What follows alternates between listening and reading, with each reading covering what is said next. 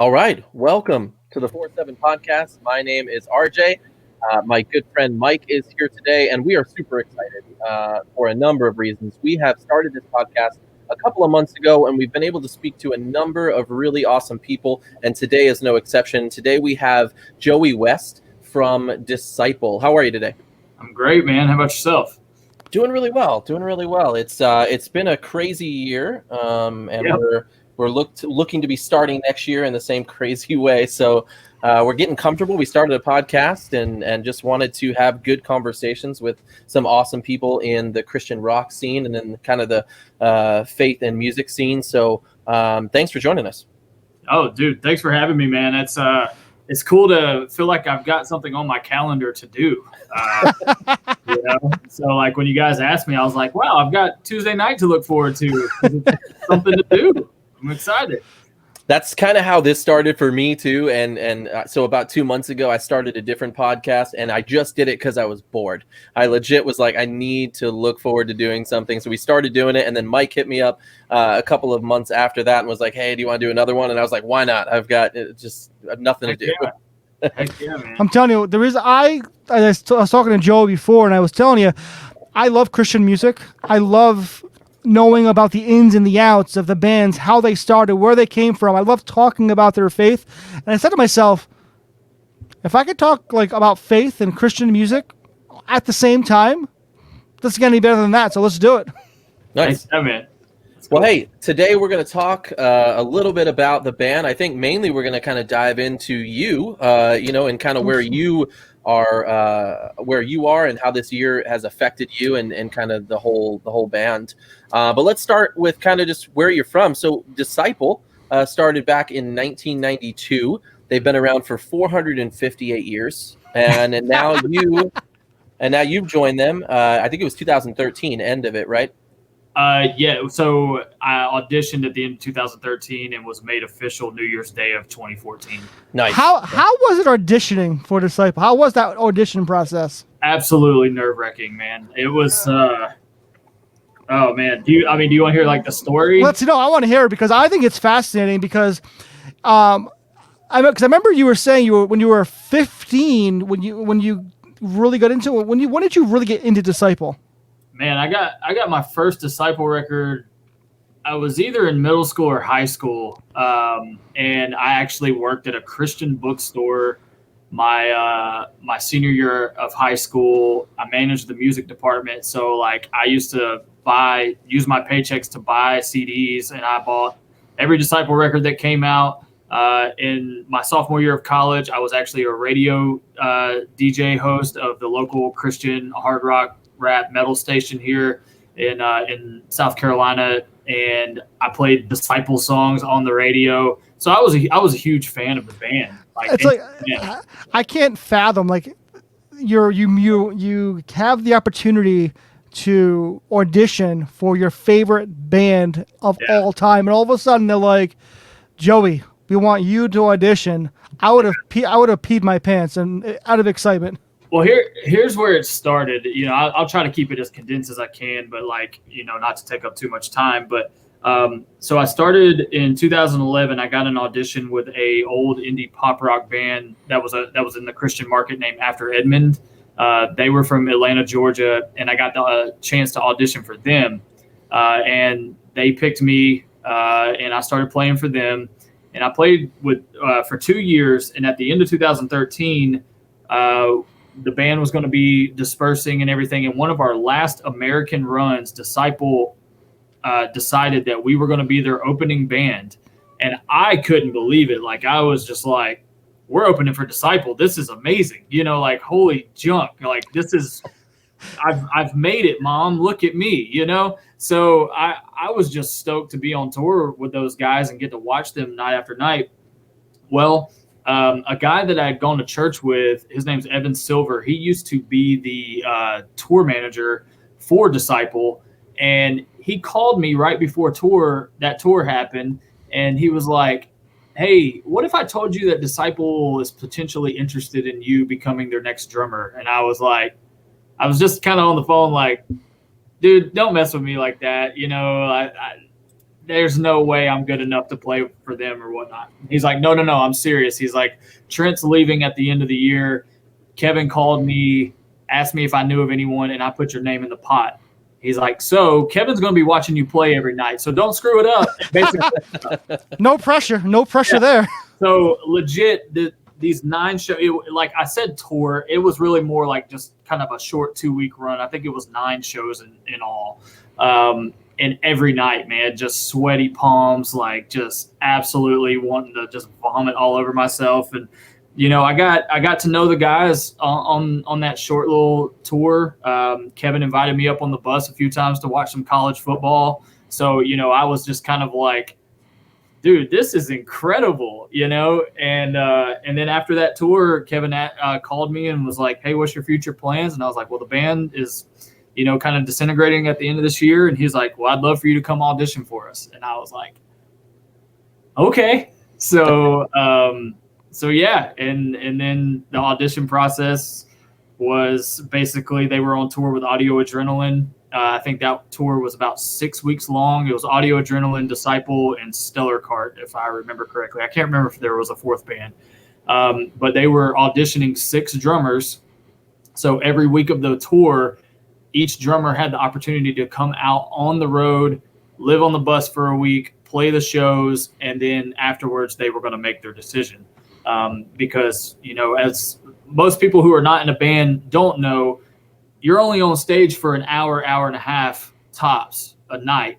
So those other 22 and a half to 23 hours of the day, you're stuck in a metal tube with people. So you got to make sure nobody's crazy and psychotic and you can't get along with them, because one bad egg on a bus brings the whole vibe down. So I got to go audition on that tour, and then the rest is history. Nice. Well, hey, you started by saying you're in South Carolina. I think you grew up in South Carolina too. Tell us a little bit about living in South Carolina. What's that like? Yeah, man, I'm originally from Hilton Head Island, South Carolina. My parents, you know, were awesome young people, and we're like, hey, we're moving to the beach. So I was born on that little tiny island down in South Carolina, at the southernmost point of South Carolina. Lived in Beaufort for a little while, which is a little bit north of there, right on the coast. And then my dad's job moved us to the upstate of South Carolina in Spartanburg, where I lived most of my life. I've moved around a little bit, lived in Nashville for a brief stint, but I moved back to Spartanburg a couple of years ago, and it was like one of the best decisions I've ever made. You know, when 19-year-old Joey left Spartanburg, he was an angry young man, you know, like, I'm never coming back, you know, this place sucks, whatever. And now I'm back and I'm like, this place is actually awesome. And so I'm around my family again. And, you know, South Carolina is great. You know, we get all 4 seasons, and you get the best of all the hot weather, and, you know, it gets decently cold. Some winters are more mild than others, but, you know, I love it. It's beautiful. It's cheap to live here. I tell way too many people that. I need to start telling people how bad it sucks, because if there's once people that move here, it's just going to get more and more expensive to live here. So it's a little slice of heaven to me. So Joe, did you grow up in the church? Like, how did you become a Christian? I've been in church since before I knew I was a human, you know? Yeah. My dad was a youth pastor briefly while we were in Beaufort at a church. And that wasn't his like full-time profession. It was just kind of one of those churches that needed a youth volunteer. My dad was just always very, very had a heart for young people, and he still does. He's so good with like kids and teenagers and everything. And so I've been in church ever since I was young. And, you know, I grew up in church, but I don't think I ever really took it seriously. You know, I got baptized like 82 times because that was my opportunity to swim in church. And, so in the South, you know, you switch churches like every 3 weeks because, you know, Brenda over here makes somebody mad, and then Mr. Whoever makes somebody mad over here. And, you know, everybody's just church drama and all that junk. So I don't think I actually really realized who Jesus was until I was about 21 years old. And I gave my life to Jesus for what I think was for real on December 6th of 2009. But I did grow up in church. I just don't know if I was saved. I might have been saved. I don't know. But once I finally realized that Jesus didn't hate me because of the music that I listened to or the clothes that I wore, which is kind of what I was taught growing up. I finally figured out, I was like, okay, I can get down with this. Like, now that I know exactly like who he is and that he's all loving and he made me the way he made me because, there's only one of me and he designed me to like the things that I like. And, that's transitioned into me being able to play the music that I like and help others. So. Well, it's funny you say that because I grew up in a church that was also very legalistic, and girls couldn't wear pants, guys couldn't have long hair. I remember there was a story where they actually kicked a guy out of a basketball game for having long hair. It was ridiculous. Yeah, exactly. Yikes. So, funny story. I'm going to tie this into the last podcast. RJ, remember that church where my church is buying? Oh yeah. Uh-huh. So my current church is buying a church. So the church that they're buying is the church that was so legalistic that they got run out of town. Wow. Amen to that. Wow. So Mike, essentially you basically left that church and then you bought them out and kicked them all out. And now I'm going back to that church with my other church. We're moving in. All right. Well, hey, so you grew up in South Carolina. Let's talk about a little bit of the tidbits of kind of who you are. You've spoken in the past about money being debt free, how important that is to you. Speak on that a little bit. I know that's a pretty proud thing to have. And so yeah. Yeah, man. When I was young, high school, early college, if I had $1, I would spend $2. It was like money would get in my hands and I'd spend it so fast on all the most useless stuff. I mean, like DVDs, because back then, we didn't have streaming and everything. So you had to buy the movies that you liked, and I still have actually all of them, which is hilarious to me. And I never, ever used them, but there's hundreds and hundreds of dollars of DVDs in there next to my TV. But man, like when I got to be about like, I'd say 22 or 23. I had to buy my first car. My parents blessed me a lot. Like when I was like 16 and stuff, they put me in a car and everything. It wasn't anything like extravagant or whatnot, but they put me in a car. And all that good stuff. But after that car wore out, it was kind of their way of being like, okay, hey, your cell phone bill is going to go in your name. Your insurance is going to go in your name. If you want another car, you're going to have to work and buy it. And they'd always taught me my entire life, like, if you want something, you got to work to get it. So this was like one of the best lessons that they ever did, was kind of like, not kicking me out of the nest, but like basically being like, hey, nothing in life is free and you're going to have to work for it. So when I was about 22, 23, I went and had a meeting with somebody at the church that I was going to at the time who was a financial advisor. And I was just like, I need to know how to budget. I need to know like how to like get my finances in order to where I can be set up for the biggest success as I possibly can. So he kind of helped me understand the ins and outs of like how to, because I started tithing faithfully at that time in my life. And then kind of like paying yourself in a savings account, and then also like taking care of all your other stuff and just slowly chipping away at it. Well, once I started doing that, man, the Lord just kind of like started being like, hey, learn how to live off of way less. Like all this spending you're doing, you don't need all this stuff. And so I kind of started taking like a little bit more of a minimalist approach. And so when I first started out, I would tithe my 10%. I would pay myself at least 10%. And then I would, live off of the rest of it, and pay my bills and everything. And it's not like I was making an extravagant amount of money at that point in my life anyways. But eventually I got to where the car was paid off, school was paid off, and I had no debt to my name. And I just kept saving. And then eventually that tithing 10% and paying myself 10% to a savings account, I started tithing 10% and started paying myself 30% and living off of the 60%. And now it's transitioned to where I figured out how to tithe my 10%, live off 10 to 20% of my paycheck, and save, I guess, the other 60 to 80 and put it in a savings account. So as I've gone over the years, I've just kind of like redone my equation.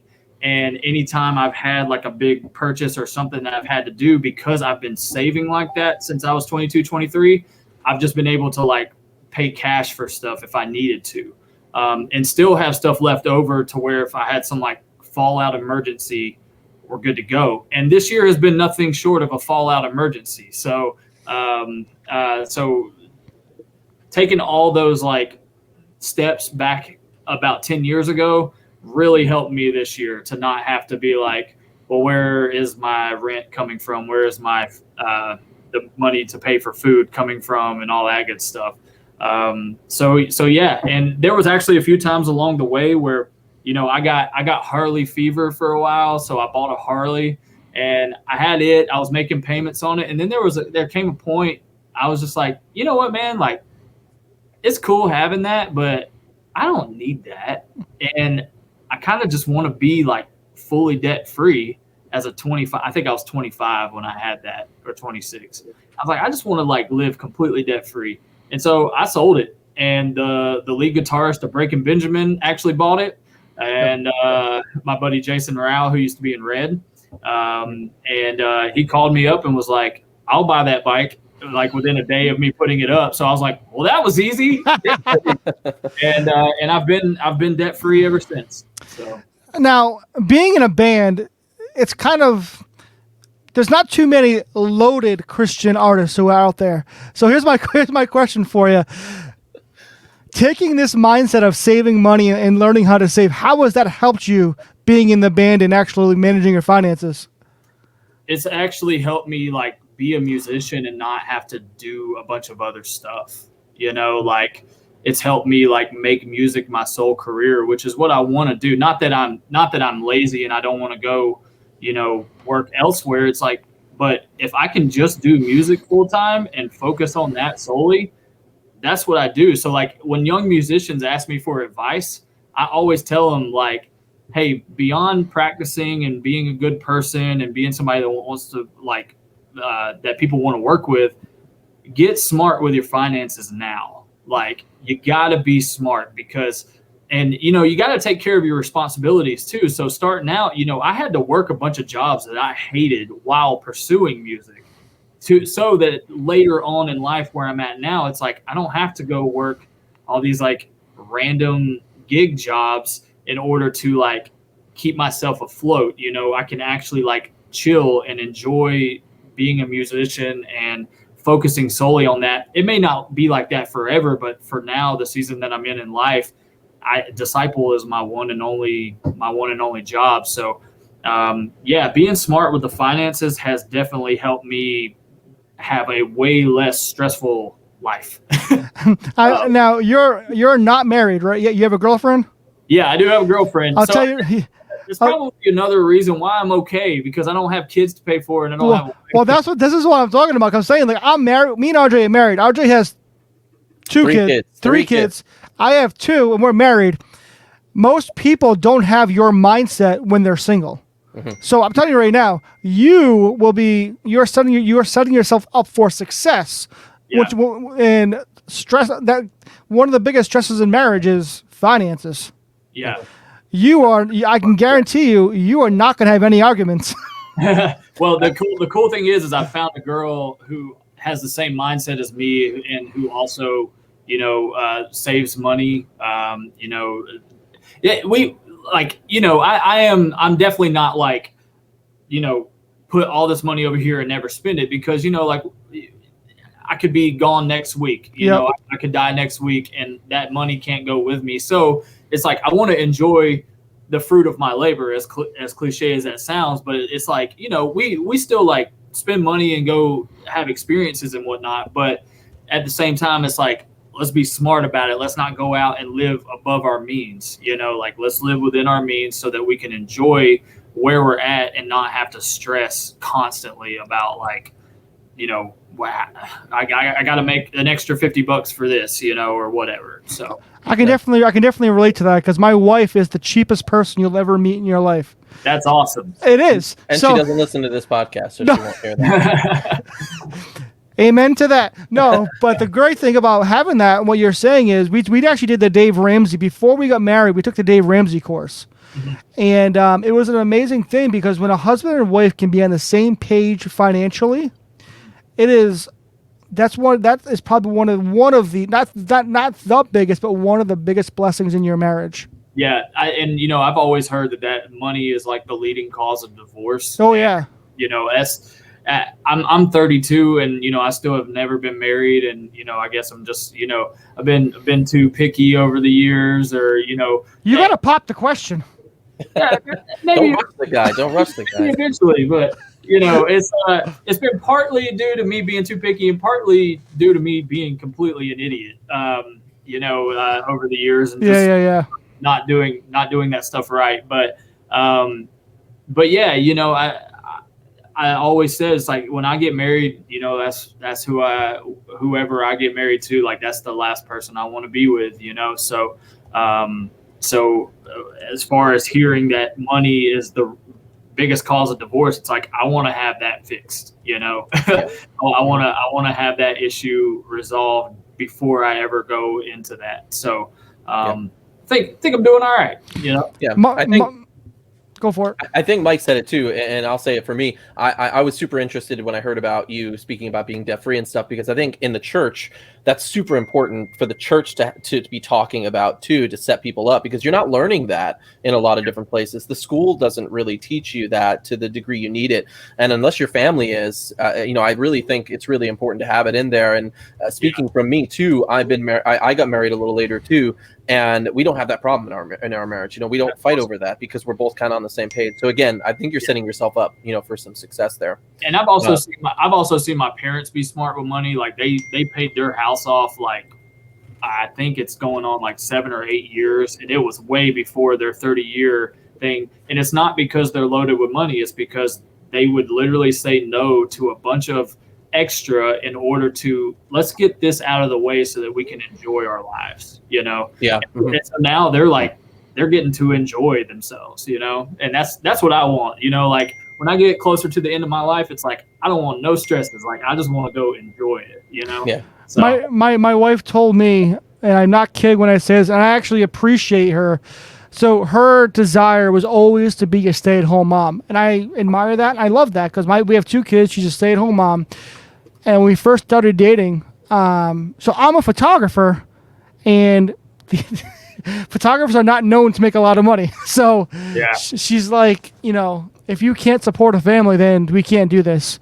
If you can't support me to be a stay-at-home mom, and we can't do it. And I actually admire her for that because not everyone can be a stay-at-home mom, but when you can do it, it is an awesome thing.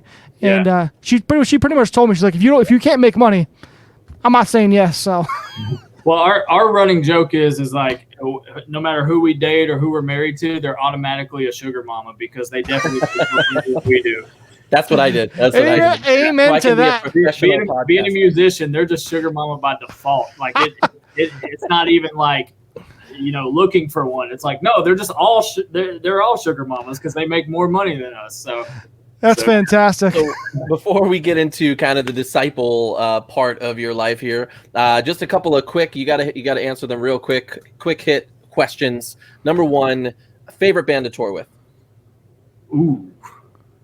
Dude. I'll say one of because I don't want to make other people feel bad. So one of favorite band to tour with. And you're wanting quick answers. I'm not good at thinking quick, so you might have to give me a second. Man, Decipher Down. Okay. Really? Love those boys. Are they still around? Kind of. Most of the guys are not touring anymore, and TJ's doing his solo like country thing now. Yeah. So yeah, but man, the tours that we've had with them, like where they rode our bus, oh my gosh, me and Brandon are probably the closest friends out of any of them. Yeah. Because he lives in North Carolina, and he lives down on the coast, so I'll go stay with him sometimes and track in his studio and whatnot. And I just love those boys. And to add to that, Children 18-3 is also one of my favorite bands to tour with as well, because they're fun to hang out with off stage, and just watching them play a show every night is incredible. So. Just Decipher Down was a really good band, and I'm actually surprised they did not get any. I'm surprised they didn't get bigger than they actually were, because they were really, really good. Yeah, it's so weird because, like that mid 2000s was just like the pinnacle for a lot of those bands. Like even like that was probably the biggest time for Disciple too. And just I don't know what it's kind of like the downward slope, and they say that everything comes back around, but we've been at the bottom of the roller coaster for a while, as far as Christian rock goes. So hoping that the pendulum swings back the rock way at some point. But how about favorite Christian rock artists kind of growing up other than Disciple? POD. Amen to that. Yes. POD, like I didn't even have to think about that one. They were my all-time favorite band. That's who made me fall in love with music. I saw that Southtown music video on MTV, and when it busted in and they're just in the middle, like they got the crowd circled around them, I just was like, this is what I want to do with my life. Have you had the opportunity to play with POD yet? Haven't had the opportunity to play with them, but I did get a chance to meet them 2 years ago. If you want to hear a pretty decent story. Absolutely. Yes, I love it, because I'm a huge POD fan, so let's hear it. Okay, so about a year before that, it is going to be a little bit longer. Okay, so we were in Anaheim, California, and we had a friend of ours that worked at Disneyland who got us free passes. I'm not really into the whole Disney thing, but I was like, it's our off day, I'll go. So we get into Disneyland. It's like an hour or two, and I'm like, this sucks. I don't want to be here, and so I started just Googling like what was going on in LA and all this stuff, just to see like what was going on around me. And something for POD popped up on my phone, and it said POD's playing tonight in Laguna Hills. And I was like, that's 2 hours north of LA. Who do I know that will drive me to Laguna Hills and go see a POD concert with me? So I called a promoter buddy of mine. His name's Mario. And I was like, hey, man, I'm at Disneyland and I don't want to be here. I want to go see POD. You down? And he was like, yeah. He's like, I'll buy our tickets right now. You can just pay me back later. He's like, I'll come pick you up. So he came pick me up. Went to the show, got front row, had an amazing time. Like legit, this is my first time seeing POD live too. So keep in mind, this is like a spiritual experience for me. Trust me, I've been there. Yeah. They're playing Southtown, and I am boo-hooing, like literally like grown man tears, because I just have so much emotion connected to that stuff. And I'm just like, man, if I ever get to meet these guys, they're gonna be like, is that the dude that was crying during Southtown? But I'm just like sitting there just shouting, just like all the lyrics at him. And I have video of this, like Sonny putting the microphone in my face, like letting me sing the songs and everything. Nice. This is incredible. So I didn't get to meet them that night, which was a huge bummer. But some friends of mine, some Disciple fans were actually at the show, and one of them managed to get a set list and came over and gave it to me and was like, you should have this. And I was like, I love you forever. Like, let me know next time you come to a Disciple show. I'll put you on the guest list. Like, this is a cherished item. So I put it on my bunk in the tour bus, had this set list for probably a year and a half, I want to say. And so they end up playing in Greenville, South Carolina, which is about 45 minutes from me, a couple of Decembers ago. And some friends of mine have a band called Islander that you may have heard of. They're kind of been in like the Christian market and the Warped Tour scene. Sure. I'm not sure how well known they are, but they were on tour with POD. And so I went to hang out with them.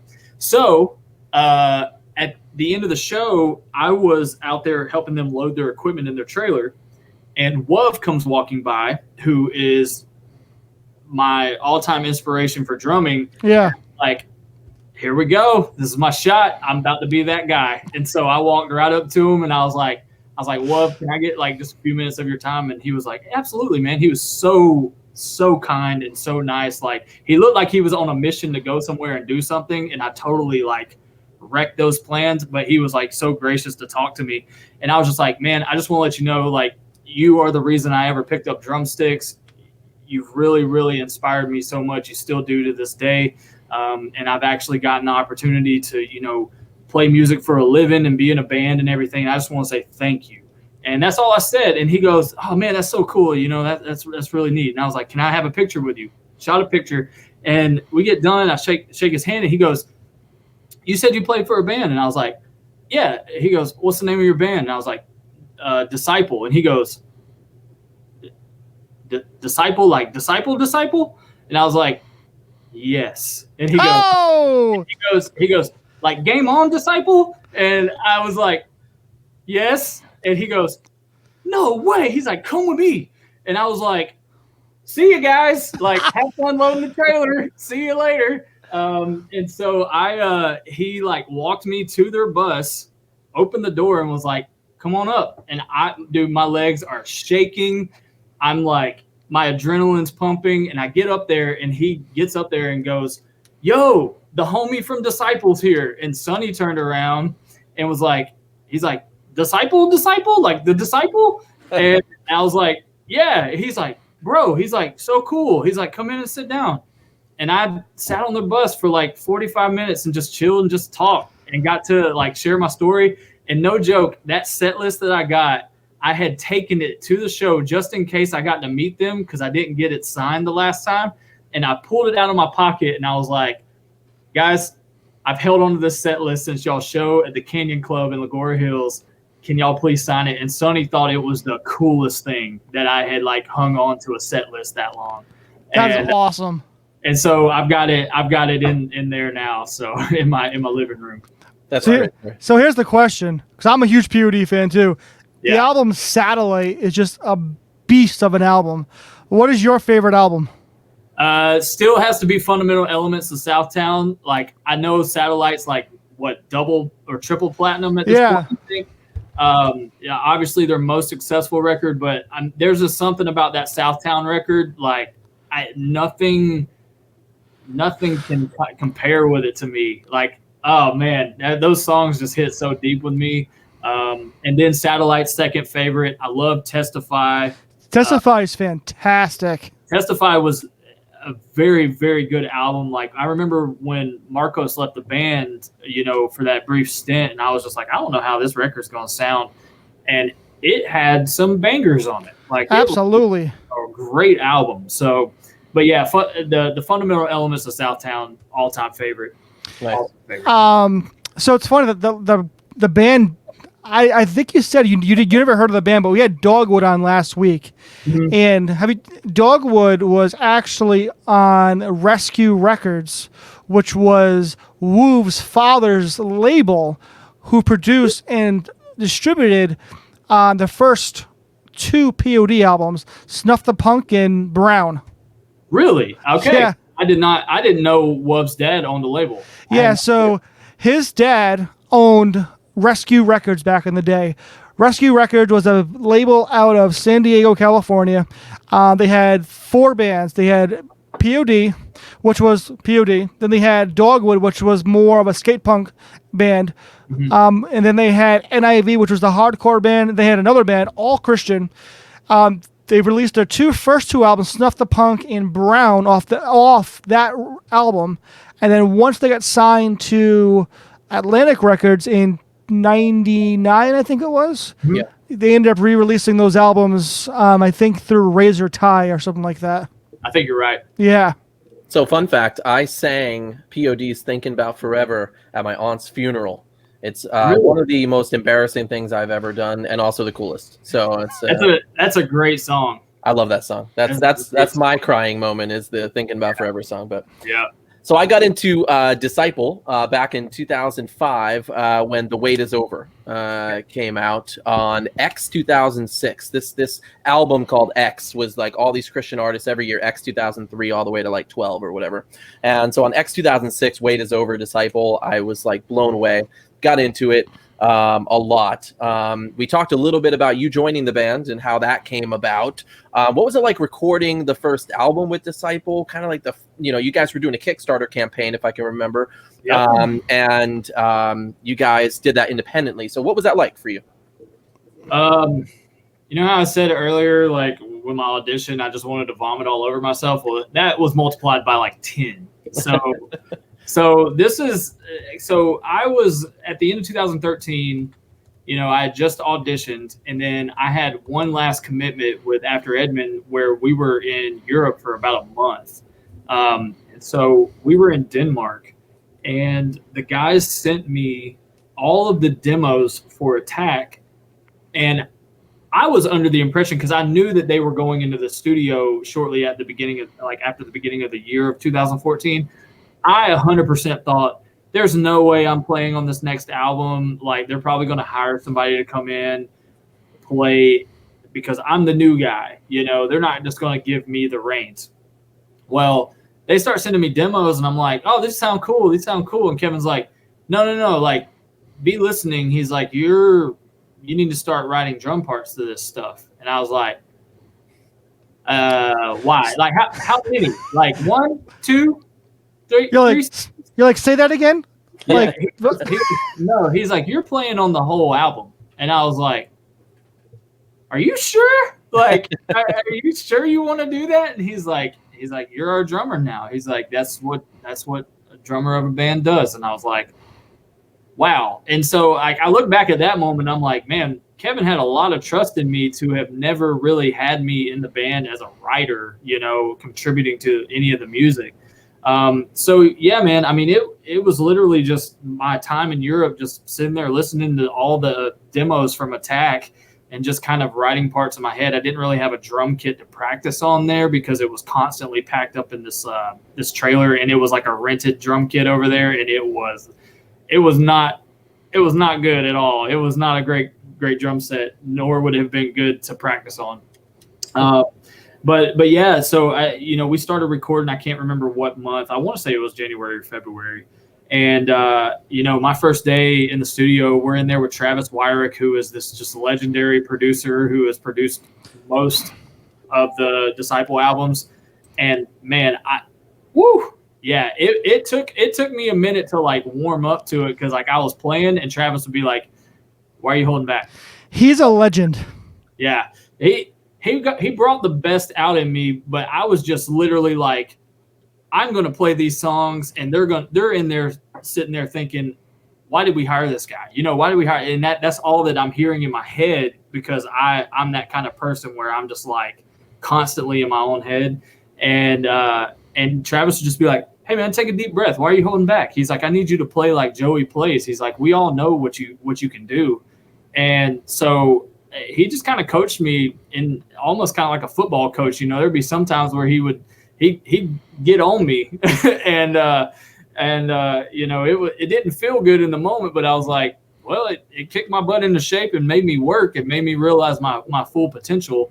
And so, being in the studio with him, it jived, and, I was very, very, very nervous, but I was very, very happy when it was over. Nice. Fun fact, Travis Wyrick, legendary producer, but he was also in a band, an industrial hardcore band back in the day called Wyrick. Was he? He was. Ask him about it. He was in a band called Wyrick back in the day. I knew he was in that hair metal band Sage. Yeah. Like I know that they did that. I'll have to ask him about that. Yeah, he was in an industrial like hardcore band called Wyrick back, like an electronic hardcore band back in the day. Wow. Okay. Yeah. I'm finding out new things about my friend Travis. So I had a question for you. So you joined Disciple, and the band that you grew up on, the original members were obviously Brad Noah, Mr. Barrett, then you had Kevin. Are they, is Brad Noah, is he still involved at all? 'Cause I remember when, after Scars Remained, I believe at one time he was still involved in the writing process, but is he at all involved anymore? No, he's not. I think Kevin talks to him every now and then. I think I hear him say, like, I talked to Brad or whatnot. I know him and Tim talk fairly often. Yeah. But yeah, no, neither one of those guys are involved in the writing processes anymore. Now, when you guys write the music for Disciple now, do you guys try to do you just go for the sound you're going for now, or do you try to really tie it into the old Disciple and the new Disciple? How do you guys? What's your writing process for Disciple? Oh man, well, it really is just kind of like a team effort. I mean, I will say I'm probably the weakest link when it comes to writing music. I've never really been like a lyricist or a guy that knows notes. Like I know the notes on a keyboard, but not enough to sit down and wow you or anything. So Josiah Prince is one of the most like songwriting machines I've ever like met. He's just constantly cranking out demos. So like, for every like, if there's one demo that's just like, nah, he's got 6 more that are just all golden demos, And then Kevin, he has ideas too, and he'll record stuff on voice memos where he'll either like mouth the drum part that he's thinking or mouth the guitar part or just send us a vocal idea. And honestly, it starts with just a demo that gets passed around in emails and people start adding their layers to it. And Josiah will send me stuff that's just guitar without drums on it. And I can track it right here at my house and start working out ideas and everything. And this demo just ends up getting passed around until it becomes basically a complete song. Nice. And yeah, I mean, him, Andrew, and Kevin are constantly writing. For me, I kind of more wait on them to send something because I can't sit down with a guitar and be like, hey guys, came up with this nifty riff, like I've got no skills there. So you don't give yourself enough credit because according to James Mead, we asked him this point blank question last week. If you could start a band, anybody, secular, non-secular, who would it be? He said, hands down, Joey from Disciple would be my drummer. Wow. Dude, he's too kind. I know he knows better drummers than me. So I'm telling you, he was like adamant. I'm passionate about it. He's like, yo, dude, you like from a personal level and a playing level, you don't get better than Joey. That was almost verbatim. Yeah, we toured. We did that tour with Cutlass. I guess that was 2 years ago now, back in the fall of 2018. And they rode our bus, and I just got to be really close with James. Like, I became friends with all the guys and actually got to fill in with Cutlass for like 3 nights when their drummer had to miss out on some shows. But yeah, man, just became great friends with him. And like last fall, we were in Portland on an off day. James came and picked us up, and it was actually on my birthday. So he like took me to this restaurant that he was like, we got to go here for your birthday. And he's just all around just a great dude. And it's been awesome, like getting to know him. And, and Cutlass was a band that I listened to also with Disciple when I was younger. So it's kind of like, 14-year-old Joey is over here just like wetting his pants right now, So I know. You've done some really cool stuff in the last 10 years. You're in Disciple, the band you listened to when you were 16 years old. Yeah. Then randomly Cutlass is like, hey, can you fill in? Yeah. and now you're on this podcast with us. Yeah, man, it's been wild. Like ever since I joined, like, I've played Decipher Down has had me play. Oh, wow. That's cool. I recorded drums for one of Fireflight's singles and played live for them. I played live for Project 86. Literally, like, all these bands that, I mean, my CD collection was just full of, I've gotten the chance to play with, and it's just been unbelievable, unbelievable. Something that sets Disciple apart, I think, from a majority of Christian rock bands, not all of them, because I think there are many, many good ones, but what I think sets it apart is faith is at the forefront of your lyrics, of your music, of your experience, your performances. It's not like you can go to a concert and go, I wonder what they believe. Like you understand that faith is at the forefront. So what did that look like, or what does that look like in the process, in the day-to-day with the band? What does that look like, faith on the forefront of your process? As far as like writing the music, and then also just kind of day-to-day as a band, what kind of sets you guys apart from any old band? Well, man, I mean, probably the biggest misconception is that we have, we're like these like super Christians, or we've got it all together. Which I don't think you guys think that, but there are a lot of people who do think they're in a Christian band, they're saying the name of Jesus, and they don't have problems. It's like, dude, at the end of the day, we are dudes in a band, and like we have the same exact struggles as everybody else. We get up and put our pants on the same way that everybody does. And the thing that I love about our band is that we're just not afraid to be like who we are, and talk about how good God is, despite how maybe not good we are.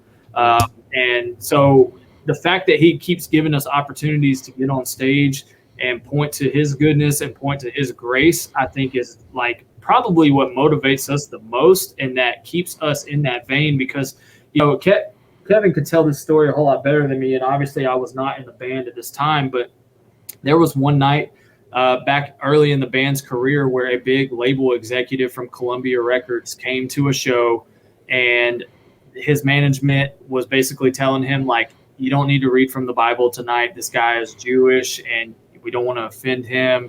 We want to do all we can so that Columbia Records signs on to this. And Kevin's like, no, like I'm doing the show how Disciple does the show, and if they want to work with us, then they'll work with Disciple. He's like, I'm not going to change or dumb down like what we're out there to do in order to impress a label executive. And it didn't work out with Columbia Records for that very reason. And I think that's kind of what Kevin has always like stuck to. I've heard him say, there's people that are like, would y'all ever go mainstream? Would y'all ever like sing about other stuff? And it's like, if some of our songs that aren't advertently like Jesus or scripture or whatnot, that's more kind of like maybe a fictitious story that relates to somebody going through hard times or whatnot, if that gets picked up on mainstream radio, great. But we're not going to sacrifice the message and what we stand for because Kevin's basically said, he's like, what do you want me to sing about? Girls? Why? He's like, what's the point? What else is there that you want me to sing about, and why? And it's just like, no, we're not going to do that. And so that's what we keep going back to, because that's, at the end of the day, Disciple exists to reach people that listen to this style of music, who can't get it anywhere else, and we want to give them something that's like clear cut. You don't have to sit here and dissect the lyrics to try to find a meaning. It's like, it's just right there for you, easy to digest. So yeah. I love that. Like, something too. And I think one of the biggest, like I said, I love you guys is because your faith is right there for everyone to see. And we get it. You're not perfect. You're not going to be a perfect Christian, and we're not perfect people either, but you take your ministry serious. That's what I love. I'm not gonna name the band because I don't want to just throw it out there, but I was at a concert one time, and I'm in the back, and actually, this is actually tied to this. Josh O'Connell, your sound guy, great guy, by the way. He's one of my favorite people on the entire planet. I know him because in Rhode Island, there's a concert promoter that we both know, and I used to do pictures for the live shows. I'm like, okay, I can go to the concert for free if I just take pictures. I'm in. But that's how I met Josh. But anyway, so this concert promoter put on a concert, and there was this bigger name there, and they kept saying they wouldn't say the name Jesus from stage. They kept saying, we believe in a higher power, hope. So finally, after like 10 minutes, I literally yelled out, I'm like, just say Jesus. Just say it. Because I find so many bands, they're afraid to put the label of Christianity of who they are. Like, if you're a Christian, own it. Yeah, for sure. I mean, and that, that's just something that, and that's what even like, I feel like I claim being a Christ follower more than anything, because like I am a very, very open person about like stuff that I go through, my dark stuff. And it's just like, if God says that, and I'm not a Bible scholar either, but my strength is made perfect in your weakness or whatever, my grace or whatever. And that's where I've always come back to. It's like, you know what? I don't have a problem being open about, the fact that, I went through a very dark time with depression and anxiety, because there's a crap ton of people out there going through it that think I can't talk about this because I'm supposed to like be this Christian and like have it all together and, just give it to Jesus. And obviously I must not be doing the right things or giving it to Jesus because I still feel this way. It's like, nah, like you're perfectly normal, because here's somebody on stage that you think has it all together, but is actually pretty miserable, and like, fortunately I'm on the other side of that, and I've learned how to like cope with that and deal with some root issues that were causing that. But that was my thing. I was just like, you know what, man, I'm so sick of this like prettied up, I got to be suit and tie Christian, have it all together. It's like, man, I'm a completely jacked up person that's saved by Jesus. I might be barely saved, but at least I'm saved, and I'm going to like tell people like, I'm not perfect. I got none of this together. I hardly feel like I have any answers, but dude, God is good. And he's given me this opportunity to spread some hope and let people know that they're not alone. And that's what I'm going to do till the day I die, is just let people know that they're not alone. And that's why I like Disciple. Everything you just said right there. Amen to that. Yeah. Some of my biggest moments in faith have been hearing from people on the stage talk about real life stuff, not faking it. I've heard so many people, oh, we don't have any issues in our marriage, or we don't have this. And I'm like, that's a lie. Like, everybody has stuff. Yeah. And especially depression and anxiety. That's such a huge part of our world today, sadly. And, my wife has dealt with that in the past too. So I've gotten kind of a front row seat to that. And it's such a thing it's not talked about a lot in church. And I think it should be. So it's great to hear from you and past people that we've had on the podcast, that when they talk about their faith on stage, how strong and how great that is for people. Yeah. People forget that like life doesn't stop for us either. We're on the bus getting phone calls. Hey, your grandmother's on her deathbed. You need to get home. Hey, so-and-so passed away. You need to get home. Like, and taking red-eye flights from Los Angeles to South Carolina in order to be with my family as my grandmother says goodbye. Like, people forget that like musicians, artists and all that, like they're the easiest ones to, I guess, attack and criticize. Mm-hmm. Oh yeah. But we got the same heavyweight stuff to deal with. And just because we're on tour, people think it's glamorous and all that. It's like, no, man, we got problems back home. Like stuff happens to us on the road. We get sick, like we're not some bionic human, that doesn't experience pain or problems. So now you joined Disciple in the Disciple 3.0, I think it's called, right? Since 2014 or so. In that time, in the 6 years, you've actually had people leave again. I think it was Andrew and Jason left in the last 6 or 8 years or so. How is that when that happens? And I don't mean to get into like why or how, but like how does the band move on from a change? They did it with you. They've done it prior to that. But for you personally, what is that like to have to kind of not restart, but kind of just get acquainted with someone new? Yeah, man, it's a bummer because, like when I joined the band, Jason and Andrew were there, obviously. So, I became really good friends with them. And I think Jason left in 2015.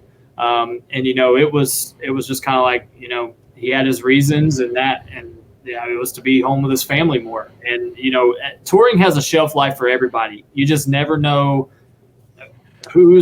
how long it is for each person. Everybody's different. Everybody's built differently. When you have wives that are in play too with people's lives, in different situations, you just never know all the stuff that's going on in anybody's life. So touring just has its shelf life. So, when Jason left, I mean, it was a hurdle because, his voice was very prominent on the Attack album because that boy can sing his butt off. He can hit all those high notes and everything. So it was, we kind of lost that vocal.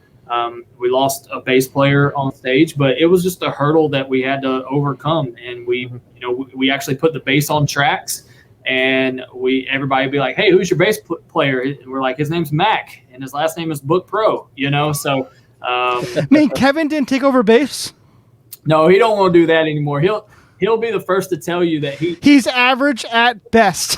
Yeah, he will tell you that he's like, you don't want me to play bass. And plus, the day he always says, the day that he was able to put down the bass and actually be a front man and move around, he's so much more comfortable doing that. And obviously, it's way more engaging and a much more entertaining show when Kevin doesn't have to worry about playing bass and getting back to a microphone. Like, he can take that microphone wherever he wants. Yeah.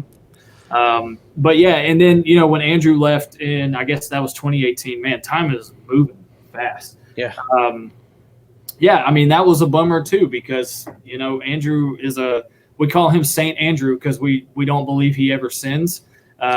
So one of the nicest dudes on the planet and one of the best guitar players I've ever had the opportunity to play with. So it's kind of like when you lose these teammates, it's almost like you're losing your star quarterback and he's out, like with a permanent injury that he can't play anymore or something.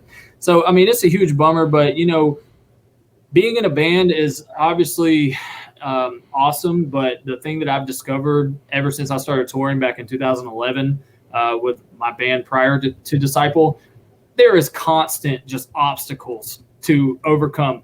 Trailer tire blows out. You got to figure out how to do it. Van or bus breaks down. You got to figure out how to get it towed. There's just something that's always coming up. So that's almost kind of like one of those things, obviously a much bigger deal, but you just kind of drop back, adjust, and move forward. And so luckily we have a ton of friends who, are great at what they do. Who were looking to go on tour. So, John Panzer from Fight the Fury and Viridia came in and started filling Andrew's shoes. We've had Marco Pera from Amongst the Giants come in. He's actually been playing bass for us, and he's an incredible guitar player. And so we wanted a bass guitarist back on stage. So Marco's been playing for us. Dane Allen sometimes will come out on tour with us and just tech. He's from the band Loyals, and he's got I love them. He's got an insanely high range voice. Mm-hmm. So sometimes he'll stand off to the side of the stage with a microphone and sing like those high parts that you hear on the records. Because Dane has actually tracked vocals on Love Letter, Kill Shot, and Long Live the Rebels. Nice. I think he was on Long Live the Rebels. If I'm wrong about that, forgive me. But yeah, Dane, our buddy from Loyals, is just amazing. So honestly, as much as it hurts to lose people along the way, God always just kind of like brings about like the kind of the next man up, so we can like keep going and keep doing what we're doing. So. And for the record, when I said Kevin was average at best, I'm referring to in many interviews, even on his DVD. What was it? The first Home on the Road. Yeah, and when it was on the fourth album on Fair Trade Services, was it? Forgot that name of the album, but they asked him about bass, and they go, "I am average at best." That's what I was referring to. Oh, dude, he wouldn't be offended one bit because he would sit here and tell you the same exact thing. Yeah. So. I saw Loyals in Nashville. I went to the Bad Christian Conference a couple years back, and it was As Cities Burn was the return of As Cities Burn. Nice. So it was As Cities Burn, Loyals, Amory, King's Kaleidoscope, Derek Minor, awesome show. So I got into, had no idea who they were, and now I listen to them all. They're so good. Yeah, Dane is a very close friend of ours, the lead singer of Loyals, and if any of you out there have not heard of Loyals, definitely check them out. We're actually label mates on Tooth and Nail. So really cool. So I know we're kind of nearing the end here. We there's so much to cover. So we're skipping over some stuff, but obviously since then, Love Letter Kill Shot came out last year. You guys then came out with a deluxe edition of the album just this past September, which I just to be completely honest, I missed Love Letter Kill Shot, and then when you came out with the deluxe edition, I heard Enemy. And I was like blown away. So I got back into Love Letter Kill Shot just recently, and it's awesome. It's a great album. This year's been crazy for you, for the band, for everybody. But you've done some really cool stuff this year. So I just wanted to point out a couple things, kind of get your feeling on it. So number one, you guys did in May a Love Letter Lockdown live stream show. And I've heard from multiple people that it was super powerful to watch you guys play, even though you're literally playing, I think, in an empty room or venue. How did that camera crew? Yeah. So, but people seem to think that it was like you guys were in front of 100,000 people. How was it like playing that hard to no one, essentially? Man, I think it's the mindset of Disciple, honestly, because we we don't even have to have a team meeting beforehand of like, all right, everybody, give your all tonight. It's just like everybody in their brain is like, we are going to go up here and rip every last shingle off this place. Like it's we're just not going to leave anything on the stage. It's an unspoken thing with us. So I think after our tour had gotten canceled due to COVID back in March, we had just got 5 shows under our belt. We were like on tour with War of Ages and our buddies Paradise Now from the UK. We were 5 shows in, having a great time, and then all of a sudden it's like in a day everything's just gone. So 2 months without playing a show, and we were back together and we hadn't seen each other in 2 months. It was like, we're about to have some fun, So at first, yes, it was weird because, you look out and you're just seeing like a camera guy here and somebody running a camera over here and somebody a camera over here. And, Josh is in the back running sound. And it's like, man, this is weird. But honestly, it really only took like 30 seconds into the first song. And it was just like, I just put my head down and was just like, I'm going to give this every last ounce of energy I've got, because who knows how many more times we're going to get to do this year, So That's awesome. So yeah, this year too, I think "Darkness Dies" was nominated for Rock Song of the Year in the We Love Christian Music Awards. Yes, which was really cool, and that's on Love Letter Kill Shot as well. I think you have a songwriting credit in "Darkness Dies" as well. I think I do. Yeah, and the new rock chart I think comes out tonight, and if we're still at number 1, this will be 8 weeks at number 1, which will tie Panic Room nice. as our longest song being at number 1 ever in Disciple history. That's awesome. Congratulations on that. I heard a really cool story about Love Letter Kill Shot. Can you tell me about that name a little bit? What does that even mean? Actually, I just want to hear it. Kevin came up with it. We were just kind of like tossing around like what we wanted to name the album. Like for a while, we thought we were going to call it Reanimate. We were going to name it after one of the tracks. And I can't remember what some of the other options were, but he came up with Love Letter Kill Shot. And, we had just done Long Live the Rebels, which was a 4-word title. So when he first said it, I think me and Josiah both were just kind of like not really into it, but he kept pushing it and everything. And he's basically talking about like, if I know it correctly, and I'm the drummer of the band, so I should probably know this better than I do.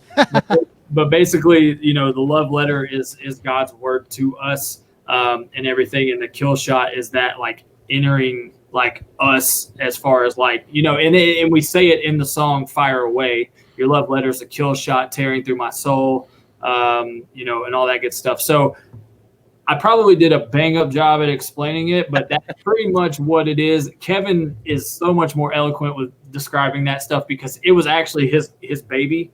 And so, yeah, that's kind of how it came to be.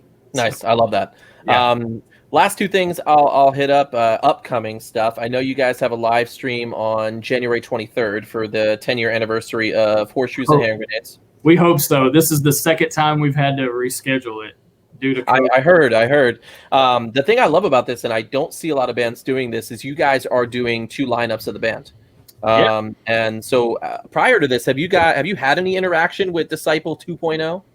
Yeah, actually, Micah Sannon, also known as the backflip guy, to our disciple fans. He was the guitar player during 2.0, would do the backflip off the cabs and everything.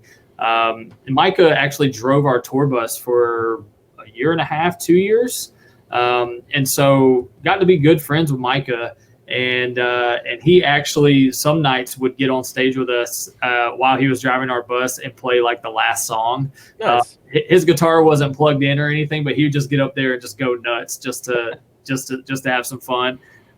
So he's the one that I've had the most interaction with. Andrew Welch, I've met, a handful of times, and, just being in Nashville for that time, we'd be at the same like get together or whatnot and hang out and talk.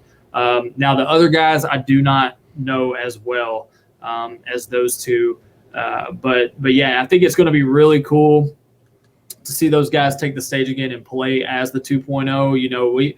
we were just talking about it, with this being the 10-year anniversary of Horseshoes and Hand Grenades, which is still the most successful Disciple album as a whole. How special would it be to bring back that lineup and let them play a couple of songs from that record? So I think it's going to be really cool. St. Augustine is one killer track. Yeah, it kills the legs too.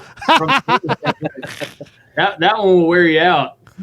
So I guess the last thing here, and we'll call it a day. You guys also just started a new band in 2021 called Honor and Glory, which is going to be worship on. I think it's on BEC Records, yes. Correct? Yep. That one is basically you guys just doing a second band. So how did that come about? Can you tell us anything about the upcoming stuff that you're doing? Yeah. So Kevin, like I think one of you guys mentioned it at the beginning, he loves worship music. And, I'm not as big of a fan of worship music. I'll be honest. I don't really listen to that stuff. I think Josiah plays some at his church. I played in church growing up, so I'm very familiar with worship music. But Kevin's just wanted to do a worship project for a very long time. And we originally had talked about just releasing a worship album as Disciple.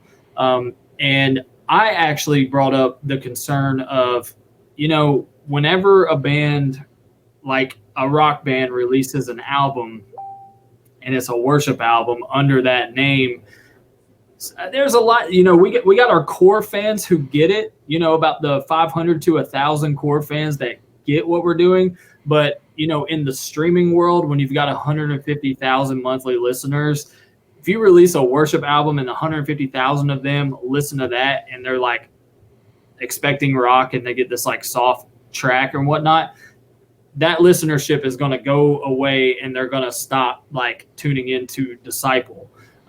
So I told Kevin, I was like, Disciple's just always been a rock band, and I think we should protect that and let Disciple exist as a rock band until Disciple is retired, and he like thought about it. And he's like, I 100% agree with that. And I was really glad that I voiced my concern. I was kind of nervous because I was like, Kevin started Disciple, so he really has the right to do whatever he wants to with it, because I'm still the new guy, I feel like, but he respected that. And so we were like, why don't we just be the same members and start another band to where there's no like confusion with the music, because there is a lot of Disciple music that could be, considered worship music, like some of our slower songs like Draw the Line and all that. And we absolutely plan on playing songs like Draw the Line at an Honor and Glory show, like incorporating some of the Disciple music. But yeah, so that's just kind of like our vision for that. And, being able to, potentially play a show on a Saturday night as Disciple. And then, whereas it's harder to get a rock show on a Sunday night, we could potentially play at a church for their worship service that next Sunday or the following day as Honor and Glory. So it's just kind of our idea to, keep our music career going and prolong it and find new opportunities and veins that we haven't had the opportunity to go to. Actually, what you were saying about keeping Disciple a rock band, RJ, I don't know if you remember this, but 2 weeks ago we interviewed Joe Yerke, and they were a Christian ska band. They were around when the Supertones were around, Five Iron Frenzy. They were one of the big three. And then they released a worship album. And it was a very bittersweet, because it kind of killed it. It killed him, because he's known as the worship person now, but they're actually a rock band. So right. People actually totally forgot about their other music, and now they're more known as the ska worship band. Yeah. And I mean, like pretty much any rock band that you think of that made a worship album kind of stuck with that, because like if you make a worship album and it's super successful and then you have all these listeners, that's what they're going to expect from then on out. Because if you try to go back and make a rock album, everybody's going to be like, that love that worship music that may hate rock music is going to be like, what are they doing? So, like Hawk Nelson is a good example. They were this like punk rock band, and then they made the more CCM worship stuff. And now Hawk Nelson is not a rock band anymore. They're they're that worship thing. So we just wanted Disciple just to be Disciple until it's like retired, until the members of Disciple stop playing music, which I hope is never. It just needs to live and die as a rock band, So That's awesome. Well, hey, thank you for joining us today. It's been a little over an hour. We don't want to keep you too much longer here, but we really appreciate it. I have anywhere to go. I mean, I'm ready to party. Let's do this. 2 more hours. Okay, well, let's start when you were born then, and we'll start all over again. All right. Well, it's I've got a baby book at my mom and dad's house, so we'll wait. You can go but honestly, thank you for joining us. I know it was a really cool thing for you to say yes and join us today. It's been awesome for us to hear stories of the bands that we listened to and still listen to today. Something else that really hit me just now is the collective bands we've really been interviewing. Some of them have been around forever, and they still are. They're still playing. That shows that God is really doing things through your band. Even though, like you said, it's, nobody's a millionaire here, I don't think, in any of these bands, but God has sustained you guys. You're going on 30 years in a couple of years for Disciple, and that's ridiculous to think about. Well, I can honestly say, man, God is a huge part of it, but man, he's given us literally, I know every band says it, but he's literally given us the greatest fans in the world. And when I say greatest fans, I mean, some of the most generous fans I've ever met. They're just generous with either their time, their resources, their finances, in so many form and facets. Generous with even just praying for us and just making sure we're taken care of, spiritually and emotionally. That's a healthy fan base like that is the reason a band thrives, and we could not do it without any of them. And as cliche as that sounds, I 100% from the depths of my heart mean it. Our fans are great, and they're what keeps us going. So that's awesome. Yeah, and that shows even in just your Kickstarters. I mean, the first 2 albums you were on, I think both raised over $100,000 with thousands of people giving. It was crazy. It far exceeded anything we thought it was going to do. So that is awesome. That is awesome. But hey, thanks again for joining us. We hope to talk to you in the future again. Absolutely. Maybe the next 30-year anniversary we'll get you on. Let's see, I'll be 62, so I might have a few more gray hairs by then. Well, thank you again. Thanks for joining the 4-7 podcast. By the way, if you can stay on after we go off live, we'll just call it a day with you. But thanks for joining us on the 4-7 podcast, everybody, and we will see you again in a couple of weeks.